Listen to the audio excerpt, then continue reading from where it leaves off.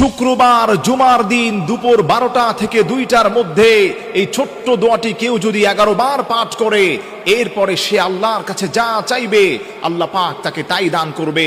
আপনি জানলে অবাক হয়ে যাবেন। জুমার দিন হচ্ছে অত্যন্ত গুরুত্বপূর্ণ, যাকে হাদিসের ভাষ্য মতে সাইয়্যিদুল আইয়াম বলা হয়। আল্লাহর হাবিব সাল্লাল্লাহু আলাইহি সাল্লাম বলে দিয়েছেন, এই জুমার দিন হচ্ছে আল্লাহর কাছে অত্যন্ত প্রিয়। তার কারণ হলো এই জুমার দিনে আল্লাহ রাব্বুল আলামিন হযরত আদম আলাইহিস সালাতু ওয়াস সালামকে সৃষ্টি করেছেন। আদম আলাইহিস সালাতু ওয়াস সালামকে শুধু সৃষ্টি করে নাই, জান্নাত জাহান্নাম, একটি বর্ণনায় পাওয়া যায় গোটা কায়নাতকে আল্লাহ রাব্বুল আলামিন এই জুমার দিনে সৃষ্টি করেছেন। আল্লাহু আকবার পড়েন। এজন্য আমার প্রিয় ভাইরা, জুমার দিন আল্লাহর কাছে এত প্রিয়। আল্লাহর হাবিব বলেন, এই জুমার দিনে কেউ যদি বেশি বেশি আল্লাহর কাছে দোয়া করতে পারে, আল্লাহ ওই গোলামের দোয়াগুলোকে কবুল করেন। এবং স্পেশালি যদি কিছু দোয়া পড়ে, কিছু নাম নিয়ে দোয়া করে, আল্লাহ তৎক্ষণাৎ ওই দোয়াকে কবুল করে নেন। মনে রাখবেন, শুক্রবার জুমার দিন দুপুর 12টা থেকে 2টার মধ্যে আপনি যদি এই দোয়াটাকে 11 বার পড়বেন, আপনি পড়বেন ইয়া রাহিমাল মাসাকিন, ইয়া রাহিমাল মাসাকিন, ইয়া রাহিমাল মাসাকিন। অত্যন্ত সহজ একটি দোয়া, সুন্দর একটি দোয়া, বেসিক একটি দোয়া। বাচ্চারাও এটা সুন্দরভাবে পড়তে পারে, আপনিও পড়তে পারবেন। আপনি 11 বার যদি আল্লাহর উপর ভরসা করে এটা পাঠ করতে পারেন, এরপরে আপনি আল্লাহর কাছে যা চাইবেন আল্লাহ পাক আপনাকে তাই দান করবেন। এই দোয়াটা পড়ার আগে অবশ্যই অবশ্যই আপনি নবী পাক সাল্লাল্লাহু আলাইহি ওয়াসাল্লামের উপর 3 বার যে কোনো দুরূদ শরীফ পড়িবেন। দুরূদ শরীফ হচ্ছে এমন আমল, যে দুরূদ শরীফটা পড়ার কারণে আল্লাহ রাব্বুল আলামিন ওই বান্দার গুনাহগুলোকে মাফ করে দেন, তার দোয়াগুলোকে কবুল করেন। দোয়া যদি আপনি কবুল করাতে চান, তাহলে অবশ্যই অবশ্যই আপনাকে নবী সাল্লাল্লাহু আলাইহি ওয়াসাল্লামের উপর দুরূদ পড়তে হবে।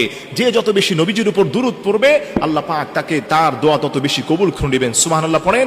একটি হাদিসের মধ্যে পাওয়া যায়, আল্লাহর যেই গোলামটা আল্লাহর হাবিবের উপর দুরূদ শরীফ পড়ার পরে আল্লাহর কাছে হাত উঠিয়ে যা চাইবে আল্লাহ পাক তাকে তাই দান করবেন। কেউ যদি দোয়া করার পূর্বে আল্লাহর হাবিবের উপর দুরূদ শরীফ না পড়ে, ওই দোয়াটা মুআল্লাকুন ফিস সামা, আসমান এবং জমিনের মধ্যবর্তী স্থান এটা ভাসমান থাকে, ওই দোয়াকে কবুল করা হয় না।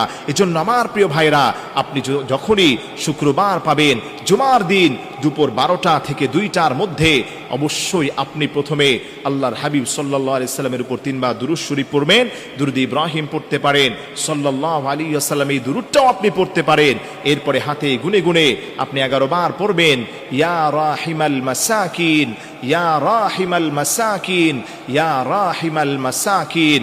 এই ছোট্ট দোয়াটি আপনি 11 বার পাঠ করে আবারও 3 বার নবী পাক সাল্লাল্লাহু আলাইহি সাল্লামের উপর দুরূদ শরীফ পেশ করবেন।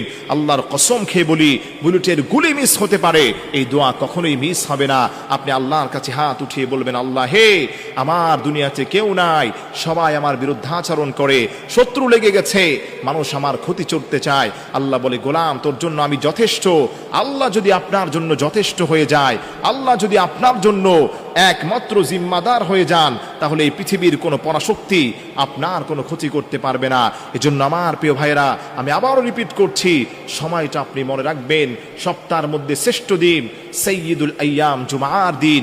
এই জুমার দিনে আপনি এই ছোট্ট আমলটি করে দেখেন, মনের আশা পূর্ণ হয়ে যাবে, ব্যথা বেদনা আল্লাহ দূর করে দিবেন, ডিপ্রেশন দূর করে দিবেন।